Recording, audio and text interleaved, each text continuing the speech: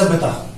जब हम बात करते हैं यूनानी की सभ्यता का ना, तो देखते हैं कि इतिहास में जो काफी फेमस सभ्यता सब रहा है ना, उसमें यूनानी की सभ्यता का मान सकते हैं सबसे पहले है।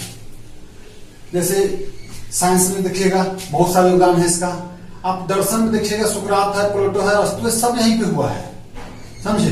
वो अगर देखिएगा साम्राज्यवाद में तो सिकंदर जैसा जो विश्व नेता बनने के ज्यादा वो यही का था, सब कुछ जो है, और काफी लंबा समय इसका भी चला है।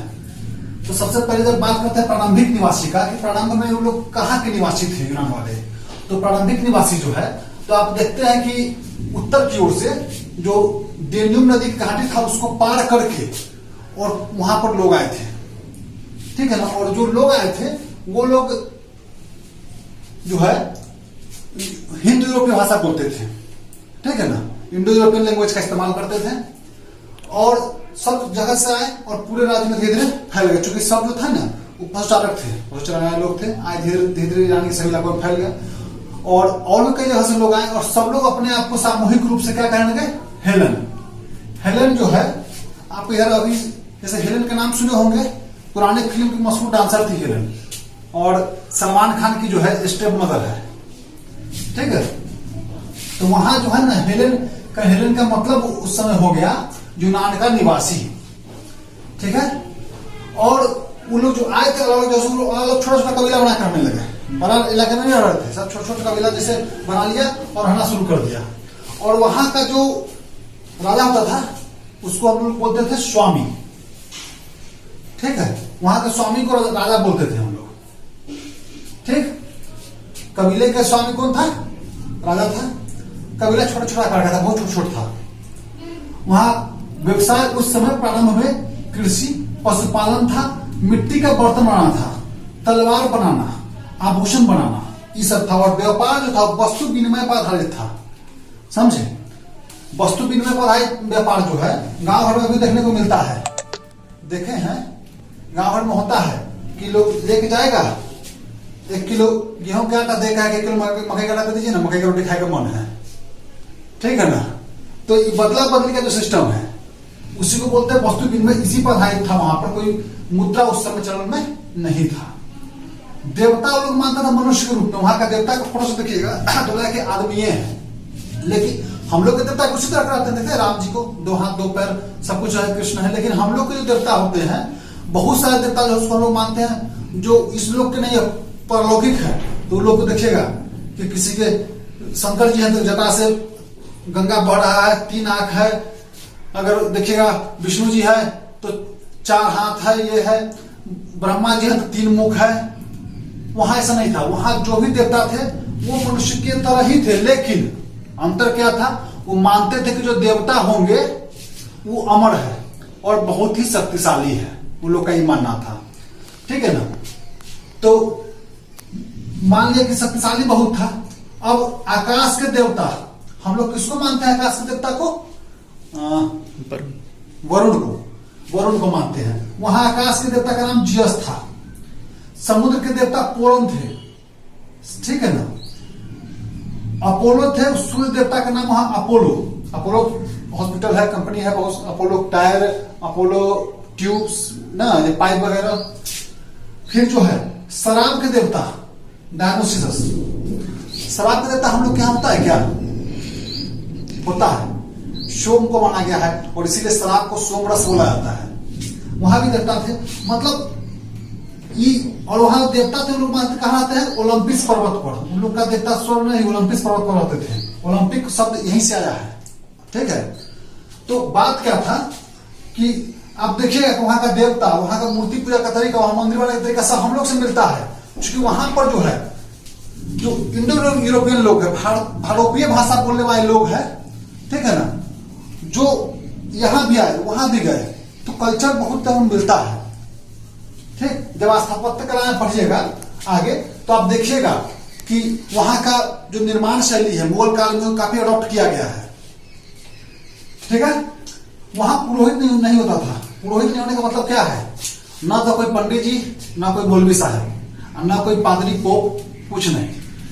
उसके घर परिवार में जो सबसे बुजुर्ग है वही पूजा कराएगा। हर फैमिली में पोप है, हर फैमिली में पादरी है, हर फैमिली में पंडित जी, ठीक है ना। खोजना नहीं है। 800 ईसा पूर्व तक लोग लिखना नहीं जानता था, ठीक है ना। तो लिखा नहीं जान रहा था, तो उसी समय ये लोग बहुत सारा कहानी, से इलियड था, ओडिसी था, बहुत सारा कहानी लिखा गया। तो लिखा नहीं गया चूंकि 800 ईसा पूर्व तक लिखा नहीं गया था, तो लगभग सैकड़ों साल तक जो है ना सिर्फ कहानी ट्रांसफर होता है क्या, बोल बोल के, ठीक है। जैसे कहानी को वो सुनाया इसको, ये सुनाया उसको। जब लिखने का आविष्कार हुआ तब इन सबको लिखा गया, ठीक है। लिपि के विकास के बाद इस सबको लेखबद्ध किया गया। इलियड जो है, इलियड पर प्रश्न आता है तो एशिया माइनर किसको बोलते हैं? एशिया माइनर अभी टर्की को बोलते हैं, उस समय एशिया माइनर का नाम था, टर्की है, ठीक है। तो एशिया माइनर के पश्चिम तट पर ट्राय नगर था एक, वो उसका जो घेरा था, उसकी सुंदरता थी, उसके बारे में, फिर उसका नाश हुआ, उसके बारे में कहानी है इलियड, ठीक है। अच्छा, अब आते हैं कि नगर राज्यों का उदय। सबसे पहले क्या हुआ, हम लोग देख चुके थे अभी तक कि वो लोग कैसे थे, कबीला में थे। धीरे धीरे क्या होता है कि कबीला समूह जो है 800 ईसा पूर्व में ही, जब 800 ईसा पूर्व में हम लोग बताते ना कि जब लिखने का शुरू किया, धीरे धीरे लोग छोटे छोटे कबीला मिलकर धीरे धीरे नगर राज्य बनना शुरू किया।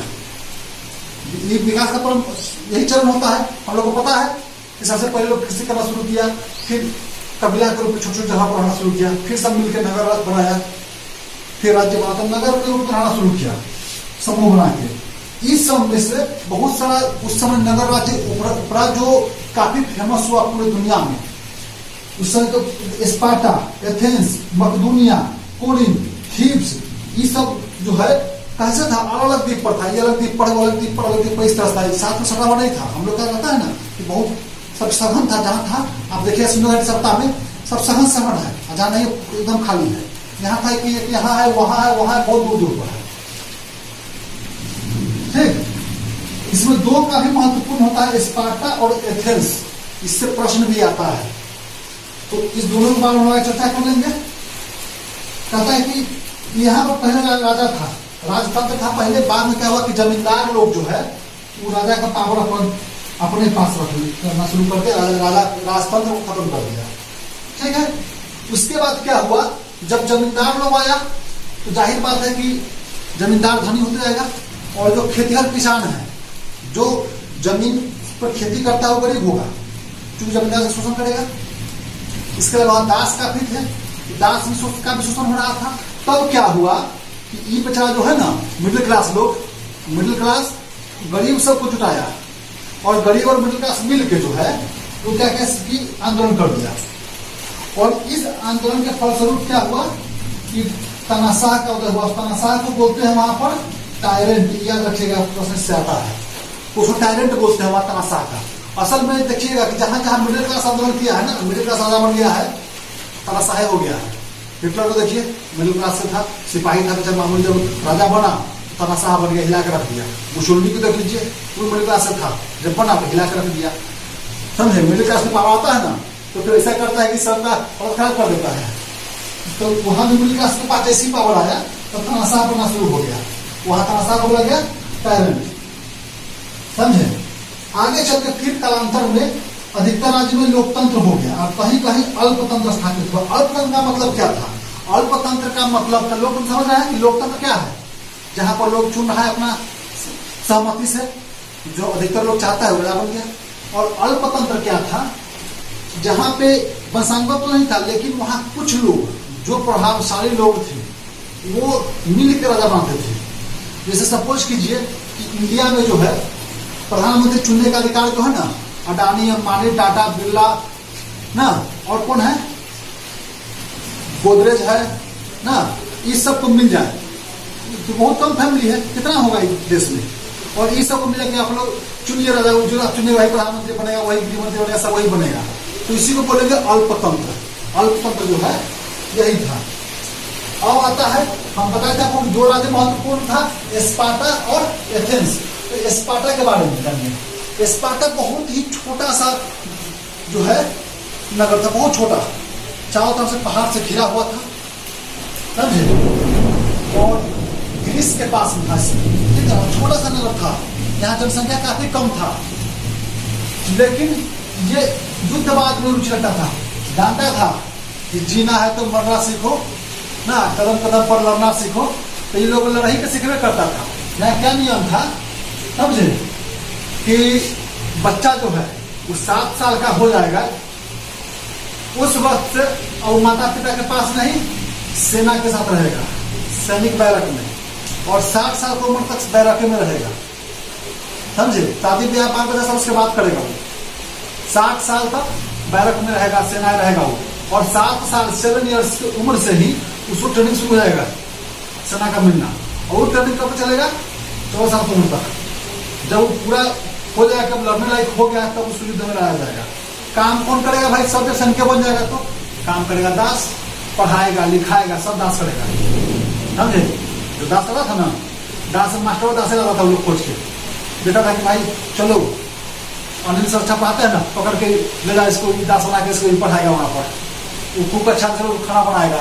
जो है दास, सब कुछ सारा काम दास, और सारा नागरिक जितना भी पुरुष नागरिक है सब सैनिक वहां पर था। और सबको 7 साल की उम्र से ट्रेनिंग, और 60 साल 60 ईयर्स की उम्र तक उसको बैरक में रहना है, सैनिक बैरक में, बाहर नहीं निकलना है। वो लाशत है एक तरह से, और पूरा जीवन बैठ के 7 साल की उम्र से अपनी हो जाता है, बुढ़ापे तक जो है ना बैठ के पड़ रह गया वो। ठीक, अच्छा, वहां पर जो है सभा था जो शासन चलाने के लिए, तो सभा का सदस्य कौन बनता था? जिसका आय इतना हो कि सेना में अधिकारी बन सके। वो लोग को डर लगता था, समझे, कि विदेशी लोग आएगा ना, चाहे बाहर के लोग से हम लोग का मिलान होगा तो हमारा सभ्यता संस्कृति जो है वो प्रभावित हो जाएगा, नष्ट हो जाएगा। वो लोग का सभ्यता संस्कृति हम पर बदल आएगा। ये सभी भी देखिएगा ना, अंडमान निकोबार में देखिए, वहाँ आदिवासी समूह है, वहाँ आपको जाना अलाउ नहीं है। काहे? वो लोग डरता है कि हम लोग का सभ्यता संस्कृति लोग नाश कर देगा। तो वैसे नहीं लोग करता कि सभ्यता संस्कृति बचाने के चक्कर में व्यापार तक का अलाउ नहीं था वहां पर, विदेश जाना अलाउ नहीं था वहां पर, कुछ अलाउ नहीं था। समझे, वहां पर एक युद्ध का चर्चा होता है इतिहास में, आगे तो वही बताएंगे। एक दूसरा युद्ध के बारे में है कि 300 सैनिक था उस समय इसके पास, ग्रीस, समझे, और ग्रीस के बगल में ग्रीस का 2000 सैनिक, और ग्रीस उस समय काफी शक्तिशाली राष्ट्र था, उस पर हमला किया। और इसका 300 सैनिक जो है, इसका जो है स्पार्टस था, स्पार्टा का जो सेनापति था उस समय स्पार्टस था, और ग्रीस का जो सेनापति जर्सिस था। स्पार्टस जर्सिस में युद्ध जब होता है तो स्पार्टस का 300 स्पार्टा का सैनिक था ना, इसका 2000 सैनिक को हराता है। समझे, सब काट के बराबर करता है, वर्षा होना खूब शुरू है ना। उसके बाद जो है बाद में क्या है कि इसी के यहाँ के लोग को कुछ मिलाकर और धोखा से जर्सिस जो है ना स्पार्टस को मार देता है। अब आते हैं एथेंस राज्य के बारे में। एथेंस जो है ना सैन्यवाद पर विश्वास नहीं करता था, सेना के बारे में उतना नहीं सोचता था। ये क्या किया कि विदेश का व्यापार किया। विदेश व्यापार होने के कारण जो है इसका सब क्षेत्र में विकास हो गया। इसके पास पैसा आया, संस्कृति में आया, शिक्षा आया, ज्ञान के रूप में, विज्ञान में सब विकास हुआ, एथेंस का काफी विकास हुआ। ठीक है, व्यापार इसका काफी उन्नत हो गया। 7वीं सेंचुरी BC में यहाँ राजतंत्र का स्थान पर अल्पतंत्र जो है ओलिगार्की का स्थापना हो गया। अल्पतंत्र का मतलब बता चुके हैं आप लोग को, समझे, टाटा बिरला अंबानी तंत्र है। अच्छा, वहां पर जो है समाज 3 वर्ग में बढ़ गया। एक तो कुलीन वर्ग जो कि अल्पतंत्र में शासन चला रहा था, शासक वर्ग हो गया। एक दास जो सबसे नीचे बेचारा गुलाम है, और बीच का जो आदमी होगा जो स्वतंत्र नागरिक है, उसको, जिसमें भी किसान है, शिल्पकार है, सैनिक है, सब है, उसको बोलते कहते थे उसमें डेमोस। डेमोस किसको कहते थे? जो यूनान के स्वतंत्र नागरिक थे, एथेंस के, यूनान के नहीं, एथेंस के स्वतंत्र नागरिक थे, जिसमें शिल्पकार, कलाकार, सैनिक, किसान सभी शामिल थे। तो उन लोग को डेमोस कहा गया। ठीक है ना, ये डेमोस जो है स्वतंत्र वर्ग संघर्ष करके 594 लोगों ने संघर्ष शुरू कर दिया। जब भी संघर्ष किया तो फिर शासन बदला, और 594 BC में ये लोग सोलन जो है, सोलन नाम है, सोलन को मजिस्ट्रेट बनाया। हम लोग के यहाँ जो है ना भारत में सोलन एक जगह का नाम है, हिमाचल प्रदेश में बड़ी सुंदर जगह है। ठीक है, शादी होगा ना प्रेम जाइएगा देखने के लिए। तो सोलन को मजिस्ट्रेट बनाया। सोलन बेचारा जो है ना बहुत ही अच्छा आदमी था, ये क्या किया कि बंधक प्रथा खत्म कर दिया। बोला कोई बंधुआ मजदूर नहीं रहेगा, कोई गुलाम नहीं रहेगा, सब दास को मुक्त कर दिया। ठीक, वहां न्याय प्रक्रिया को खत्म कर दिया गया था, उसको फिर से लागू किया, न्याय प्रक्रिया को फिर से लागू कर दिया। कौन? सोलन। उसके बाद जो है आता है 469 से लेके 429 ईस्वी BC में पेरिक्लीज। सोलन जो है काफी अच्छा शासन किया था और काफी उन्नति किया था। लेकिन अगर माना जाए तो गोल्डन एरा कौन है? एथेंस का, तो पेरिक्लीज का शासन है। पेरिक्लीज जो है उसको माना जाता है कि स्वर्णिम युग का शुरुआत किया। आज एथेंस की जो भी सुंदरता है पेरिक्लीज उसका कारण है। ठीक है ना? तो पेरिक्लीज के शासक होना उसी समय जो है एक सभा था जो शासन चाहता था, और सभा 10 जनरल को चुनता था। ठीक है ना? और फिर 10 जनरल मिलके कानून वगैरह जो बनाना था इस तरह, मतलब उसमें डिजाइन बनाया हुआ था कि कोई तानाशाह नहीं बन पाए। ठीक है? जज का पद कैसे चुनता था? तो सभी वर्ग का लोग, वर्ग का मतलब क्या है? उस समय वर्ग जो था वो कर्म पे था। हम लोग वर्ग पढ़े थे ना कि बाद 3 वर्ग हो गया था, कुलीन वर्ग, डेमोस और दास वर्ग। तो ये वर्ग, सभी वर्ग से मान लीजिए कि 5-5 को नाम सब तीनों वर्ग से रख देता था, मिला दिया, लॉटरी से चुन लिया, कोई भेदभाव नहीं होता था उस समय। जिसका लॉटरी निकल गया वो हो गया। अच्छा, लेकिन वहां का जो स्वतंत्रता था और जो दूसरा अधिकार था सिर्फ नागरिक को मिला, दास को नहीं मिला हुआ था अधिकार। दास ये खत्म किए थे, सोलन जो है वो खत्म किए थे, लेकिन बाद के समय में फिर दास को अधिकार मिलना बंद हो गया था। 5वीं सदी ईसा पूर्व में वहां पर 2 युद्ध हुआ, और वो 2 युद्ध जो है इस पूरे सभ्यता के नाश का कारण बन गया। उस 2 युद्ध में था, एक तो ईरान के शासक दारा का नाम सुनकर कोई आता होगा। दारा कौन है? भारत पर सबसे पहले विदेशी आक्रमण करने वाला ईरान का शासक था दारा, जिसको कि भारत के इतिहास में लिखते हैं दायर बाहु। ठीक है ना? और इंग्लिश में कहीं लिखा जाएगा डायरस, तो कंफ्यूज नहीं होगा, तीनों यही है। तो दारा जो है 490 BC में जो है युद्ध करता है। कहा? मैराथन युद्ध उसको कहते हैं। कहा नाम इसका मैराथन युद्ध? मैराथन नामक जगह पे हुआ था, जगह का नाम था मैराथन, वहां पे युद्ध हुआ था ये। इसके अलावा अब ये जो मैराथन युद्ध हुआ ये काफी घोर युद्ध हुआ था। दारा काफी सक्षम, पता है आपको कि उसमें बहुत ही शक्तिशाली राजा था ये। तो जब एथेंस पर हमला करता है तो उस समय पहला बार होता है कि एथेंस का सब द्वीप जो है, एथेंस के आसपास का जो यूनान का सभी द्वीप मिल के और इसका शासन की इससे लड़ा, लेकिन अंत में, और इसका अध्यक्षता कौन किया? एथेंस। मतलब एथेंस को और सब द्वीप मदद किया, जिसमें कि आपका ये जो है बेचारा स्पार्टा वगैरह सब मदद किया था उसको। बाद में क्या होता है कि अंत में एथेंस हार जाता है, और एथेंस को हारने के बाद दारा जो है पूरे एथेंस शहर का तहस नहस करके रखता है, आग लगाता है, ये करता है, बहुत कुछ तबाही करता है। उसका लूट के लौट जाता है। फिर धीरे धीरे एथेंस जो है बिल्डअप होता है। उसके बाद क्या होता है कि अब एथेंस जो है अपने आप को इस सब का हेड समझता, चूंकि देखा कि मेरे नेतृत्व में युद्ध हुआ, इसे मदद किया, अब अपने आप को हेड समझा। स्पार्टा जो है छोटा राज्य था, कम सैनिक वाला था जगह, लेकिन उसको ये बर्दाश्त नहीं था कि कोई दूसरा उस पर शासन करे या उस पर राज चलाए। दोनों फिर गए अपने में, स्पार्टा और एथेंस। एथेंस भले ही बड़ा था लेकिन वहां पर सैनिक क्षमता कम था, और स्पार्टा छोटा था लेकिन सैनिक क्षमता अधिक था, इसलिए बड़ी लंबा समय तक चलते रहा। समझे? 431 से लेकर 404 ईसा पूर्व तक युद्ध चलते रहा। इसको बोला गया, इसका नाम क्या हुआ? पेलोपोनेशियन युद्ध। ठीक है ना? पेलोपोनेशियन युद्ध इसको बोला गया। इस युद्ध में अंत में एथेंस को हारना पड़ा। ये छोटा सा जो था बेचारा स्पार्टा, उसको हाथ खा कर अंत में एथेंस हार गया। एथेंस चूंकि उस समय सबसे महत्वपूर्ण नगर राज्य था यूनान का, आपको बता चुके थे, चूंकि व्यापार वगैरह सब कर रहा था, इस कारण से दूसरे देशों से संपर्क में आना और विकास हर समझे वहीं से अधिक हुआ था। तो एथेंस का जब हार होता है, उसका मकदूनिया के राजा फिलिप, ठीक है ना, हम लोग का बड़ा था फिलिप्स का ना, तो ये फिलिप थे बेचारे। ये क्या किए कि अब मौका देख के यूनान के अधिकतर राज्यों पर अपना अधिकार कर लिए। अब फिलिप है कौन? फिलिप जो है इस सिकंदर के बाबूजी हैं। समझे। अब इनका जो फिलिप साहब का जो बेटवा था सिकंदर, ये 20 वर्ष की उम्र में चल गया विश्व विजय बनने, बोला कि आप जो ईरान पर कब्जा किया, पूरा विश्व पर कब्जा कर लेंगे। और सही में था बड़े तेज, समझे। ये जो है ईरान पर पूरा समाज पर कब्जा कर लिया। इसके अलावा मेसोपोटामिया में, सीरिया में, फिलिस्तीन, फिनिशिया सब पर कब्जा करता चला गया। इंडिया गया 326 BC में इंडिया में झेलम नदी को पार करके आया और झेलम के तट पर ही पोरस से उसका युद्ध हुआ था और पोरस को ही हरा दिया था। उस युद्ध में पोरस इतनी वीरता से लड़ा था, क्योंकि इसका विशाल सेना था। पोरस के पास सेना कम था, लेकिन पोरस जो है इतनी वीरता से लड़ा था कि सिकंदर के सैनिकों का मनोबल टूट गया था और आगे बढ़ने का उसको हिम्मत नहीं किया, जीतने के बाद भी, समझे।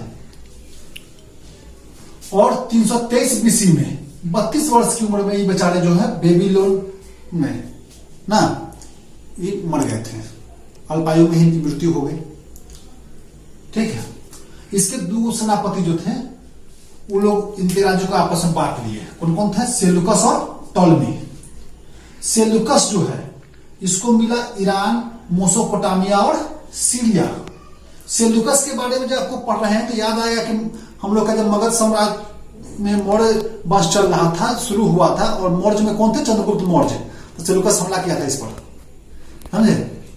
और सेल्यूकस जब हमला किया था तब बेचारा सेल्यूकस को इतना मारा था नहीं कि जब हारने लगा था करते बेटी को सामने कर दिया। हेलेना बेटी का नाम था। और उसको देख के जो है बेचारे मौर्य सम्राट जो हमारे थे, समझे, उनका दिल तो पागल वाला बात हो गया था चंद्रगुप्त मौर्य का। वो युद्ध खुद सब छोड़ दिए, इससे समझौता कर लिए और बदले में हेलेना शादी कर लिए और उसको 500 हाथी उसको गिफ्ट में दिए। दहेज के रूप में इनको जो है अफगानिस्तान और पाकिस्तान कुछ भाग इनको मिला। ठीक है। और टॉलमी जो है, इसको देखिए, टॉलमी को हम अंग्रेजी में इसलिए लिख दिए हैं कि इसका अंग्रेजी नाम पी से होता है, पी साइलेंट रहता है, इसलिए कंफ्यूज नहीं होगा अंग्रेजी में नाम कहीं लिखा है देख के, नहीं कहेगा किसी टॉलमी नहीं लिखा हुआ है। इसको मिला मिस्र, फिलिस्तीन और फिनिशिया। ठीक है ना। सिकंदरिया जो था नगर, इसको सिकंदर बसाया था। यहां पर टॉलमी जो है शिक्षा की देवी का एक मंदिर बनाया, उसका नाम रखा म्यूजियम। म्यूजियम का संग्रहालय होता है, लेकिन वहां पर मंदिर था और मंदिर के साथ शिक्षा की देवी का, जैसे हम लोग शिक्षा की देवी की पूजा करते हैं ना अपने यहाँ सरस्वती जी का, तो सरस्वती जी क्या है? शिक्षा की देवी है, समझे।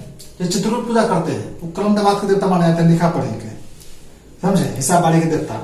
और बेचारे सरस्वती जी जो है शिक्षा की देवी है, तो शिक्षा की देवी का जो वहां पर एक मंदिर बना था, उस मंदिर का नाम था म्यूजियम। फिर 146 और से लेकर 30 BC के बीच में रोम जो है इस पर लगातार आक्रमण करने लगा और इससे क्या हुआ कि यूनान जो है अंत में हार गया। पूरा साम्राज्य जो है रोम का भाग बन गया, यूनानी सभ्यता यहां से खत्म। अब हम देखते हैं कि साहित्य में इसका क्या योगदान था। क्योंकि सबसे पहले तो आता है कि विश्व को क्या देन हो आखिर मिला इससे, यूनान से। तो यूनान में आप देखिएगा कि यूनान की भव्यता बहुत ही भव्य था। एथेंस नगर जो था वो काफी भव्य था। ये विज्ञान में काफी प्रगति कर चुका था, साहित्य में काफी प्रगति किया था। ठीक है। ये दर्शन में काफी प्रगति किया था। आपका दर्शन से नहीं पढ़ा है, दर्शन का एक अलग से क्लास लेंगे, चूंकि इसके तीनों दार्शनिक जो महत्वपूर्ण दार्शनिक थे, सुकरात, प्लेटो और अरस्तु, इन सब के लिए एक अलग चैप्टर बनता है। इसे पढ़ा देंगे तो फिर उनके साथ अन्याय हो जाएगा। तो अब इस तरीके से साहित्य का बात करते हैं। ठीक है। तो साहित्य की बात कीजिएगा तो वहां पर जो है इलियड और ओडिसी, ये दोनों का गणना जो है उसका महाकवियों में क्या आता है? विश्व के प्रख्यात महाकवियों में इलियड और ओडिसी का गणना होता है। ठीक है। वहीं पर यूनान में छोटी छोटी कविता लिखा था, गीत के रूप में लिखते थे, लघु गीत, उसको बोलते थे लिरिक्स। आज ही लिरिक्स बोलते हैं और गीतकार क्या बोलते हैं? लिरिकिस्ट, समझे। तो उसी समय लिरिक्स लोग बोलते थे। और सर्वश्रेष्ठ लघु गीत यानी कि लिरिक्स के कवि कौन थे उस समय? पिंडार थे। ठीक है ना। पिंडार जो थे एक लिरिकिस्ट थे जो काफी फेमस थे उस समय। वहां पर नाटक दोनों तरह का था, दुखांत और सुखांत। दुखांत सुखांत समझते हैं? दुखांत का मतलब होता है जिसका अंत दुख के साथ हो। जैसे में एक नाटक है शरद चंद्र का देवदास। देवदास में क्या होता है कि बेचारे देवदास समय मर जाते हैं, उनको पारो नहीं मिलती है, समझे, पारो पारो करते करते मर जाते हैं, पारो का शादी अलग हो जाता है, देवदास बेचारे को कुछ नहीं मिलता, दारू पी के मर जाते हैं। तो दुख से अंत हुआ तो इसको दुखांत बोलते हैं। तो माना जाता है कि दुखांत को जो है ना, ये जो एक था प्रोमियस बाउंड नाम का एक उपन्यास था, समझे, इसके लेखक कौन थे, एसिलस। इसी को माना था, एसिलस को दुखांत नाटक के संस्थापक, सबसे पहले दुखांत नाटक के संस्थापक कौन थे, तो एसिलस थे। सुखांत कौन होता है, जिसमें लास्ट में हीरोइन मिल जाता है, जैसे आजकल हिंदी फिल्म सब देखिए ना, सब में कुछ होगा लास्ट में हीरोइन मिल जाएगा ना। अच्छा, इसके बाद देखिए सोफोक्लीज, वो क्या क्या लिखा नाटक, उसका नाटक था, समझे, इंडिपस रेक्स, एंटिगोन और इलोट्रा। ये नाटक जो है काफी फेमस नाटक था, इसको सोफोक्लीज लिखा था। फिर विज्ञान के क्षेत्र में अगर इसका हम बात करेंगे, इसकी देन का, तो विज्ञान में आप वही के थे इरेस्टोस्थनीज जो है, वो सबसे पहले पृथ्वी का परिधि नापे थे कि पृथ्वी पूरा कितना बड़ा है, क्या परिधि है पृथ्वी का, आसान काम नहीं था। और उनका गणना आज भी लगभग जो है, एक लेकिन लगभग बराबर है, ठीक है ना। इन्हीं की गणना के आधार पर कोलंबस जो है मैप बनाया और समुद्र यात्रा शुरू किया, समझे। लेकिन वही हुआ, कोलंबस आना चाहता था इंडिया, पहुंच गया अमेरिका, समझे, गाना ना, जाना था जापान, पहुंच गए चीन, समझ गए ना, तो वही हो गया बेचारे को। अच्छा, फिर देखिए सिकंदरिया जो है, जो सिकंदर बसाया था, वो चिकित्सा शास्त्र का केंद्र था, समझे, उस समय। अच्छा, हीरोफिल्स जो है, वो उस समय का एक चिकित्सक था, वो विस्तार के साथ मस्तिष्क का वर्णन किया था, मस्तिष्क का बनावट क्या होता है और कैसे कार्य करता है, इसके बारे में बताया था। तो इस तरह से हम लोग देखते हैं कि यूनान जो है, यूनान का आप देखिएगा जो उस समय का पिक्चर वगैरह, आज भी यूनान का जो, जैसे आप मंदिर का कला है, तो ये पिलर बड़ा बड़ा पिलर बना के चारों तरफ से गोल, और बीच में जो है वो लोग एक गर्भगृह बना के तो मंदिर बनाते थे। वहां का जो मंदिर मूर्ति वगैरह है, सब भगवान के आदमी के रूप में, वहां का मूर्ति वगैरह जो भी है मानव रूप में मूर्ति है। तो इस सब जो है, मतलब आप देखेंगे आपके यहाँ भी उस तरह का होता है। हम लोग के भी भगवान जो है मनुष्य रूप में है, अवतार लेते हैं। हम लोग का मंदिर देखिएगा तो बीच में गर्भगृह होता है ना, गर्भगृह में जाना के लिए समय रहता है कि भाई मंदिर के गर्भगृह में इस समय जाना नहीं जाना है। तो मतलब पूरे विश्व को, भारत को नहीं, पूरे विश्व को यूनान से काफी कुछ मिला है, ठीक है। अब एक चैप्टर में इसके बाद जो है आपको हम करवा देंगे, अभी नहीं, पॉलिटी में कराएंगे उसको, इसके पूरे दर्शन के बारे में, जिसमें कि आपको तीनों जो इसका महत्वपूर्ण है, सुकरात, प्लेटो, अरस्तू, उसके बारे में बता देंगे, ठीक है। धन्यवाद।